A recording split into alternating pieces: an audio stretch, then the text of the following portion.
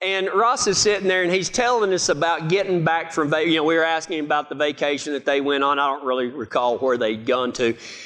And Ross is sitting there, he's like, the vacation was great, and he told us all about it and all that. And I remember him getting really excited and going into detail. And he said, but when we got home, it was the worst thing in the world.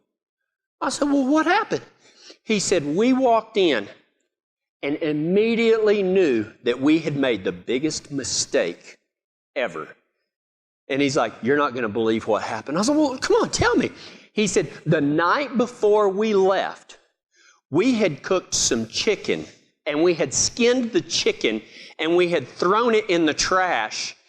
And then we went on vacation for a solid week. And they walked into the house to the smell of chicken that had been rotting because they had turned the air conditioner down. I mean, so Ross is sitting there, and we had the same reaction y'all just did. Oh. But I wish you could have been there. Because, see, I didn't actually smell it. I can envision it. But see, Ross, he smelled it. And so he's sitting there, and he's like, I walked in, and we all walked in, and we walked right back out. And Lee made me go in there and empty the trash. This is Ross talking. And I was like, oh, man, that stinks. Sorry about that. That was kind of bad pun. But anyway, so he said, I went in there, and he said, I was trying to hold my breath. And he said, I had my nose like this. I was trying to hold my breath. He said, I could smell it on my tongue. And it is at this point, I am literally sitting at the head of the table. My wife is sitting here, and I think even Griffin and Riley might have been there. And Ross is at the end of the table, and he goes, and I walked up to that garbage sack, and I'm holding my nose, and he said, and I reached out, and I thought, what just happened? And I thought he was demonstrating what happened. And he said, and so I got it, and I was talking, and I looked at my wife, and I was like, what is happening? And he said, I'm sorry, I'm getting queasy just talking about it. I said, dude, if you're going to throw up on my kitchen table, I can imagine how bad it is. He goes, no, I just need to get it out. And I was like, no, you don't. You don't need to get it out. We can sure. And he said, I can't eat chicken to this day. He said, anytime I see, I was like, dude, just stop, okay? Stop. Do not throw up. And today, we are going to talk about 14, 15, and 16. The verses continue. It says, and through us spreads the fragrance, the fragrance of knowledge of Him everywhere. For we are the aroma of Christ to God among those who are being saved and among those who are perishing. To one, a fragrance or smell from death to death. To the other, a fragrance from life to life. Now see, here at Save the Cowboy, we're not just we want you to smile, we want you to laugh, because this isn't about a guy that's dead. This is about a guy that's alive. And Christianity is not about, Jesus did not come and live a perfect life and die on the cross to make bad men good. He came to make dead men alive. And here at Save the Cowboy, this is a clinic.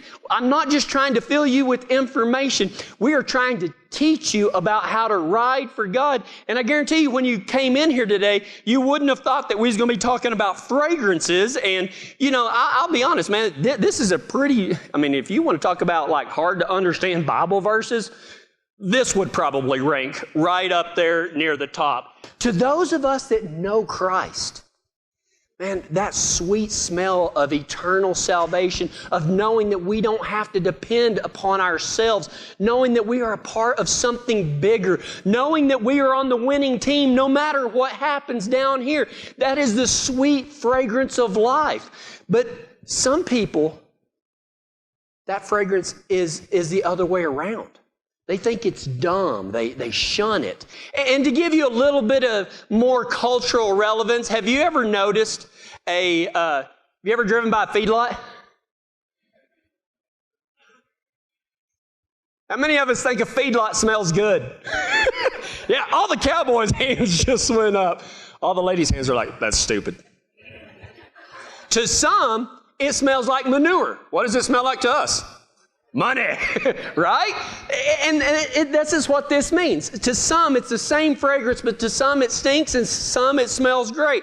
You know, a feedlot. How about a horse barn? You ever walked into a horse barn? I mean, you know, you walk in there, and some people, I mean, I'm this way. If I'm having a hard time or a bad day, go get on your horse, right? Man, it just kind of all drains away, right? There's a peace that comes over you. A lot of people walk into a horse barn and man, they just like, oh man, this is full of peace and peaceful. And others like, this is just full of pee. You know, that's all I can smell. You know, it stinks in here. Or how about a branding? I've never been so proud of my son in all of my life. He's sitting there with a back leg pulled back and they're branding that calf and he goes, it smells good, Dad. I was like, I know. I'm so proud. Thank you, God. It's true, and you get teary-eyed. You're just like, oh, I really hold you. And it was Ty, not Griffin. It was awkward. I didn't hold him for long. But he did lay his head on my shoulder. That was kind of sweet. Yeah, I'll show the picture. I won't tell them. A lot of people smell pain when they're branding. But we don't look at pain, we look at purpose. We look at it as bringing that calf into the fold. We say, you know what? You belong to us and we're going to care for you. You are one of us now. And isn't that what God does to us? He says that the refiner's fire, the brand, yeah, there's some pain involved, but at the same time, that pain leads to an adoption. We become sons and daughters of God. This is what this verse is talking about. For we're the aroma of Christ to God among those who are being saved and among those who are perishing. To one, a fragrance from death to death, and the other, a fragrance from life to life.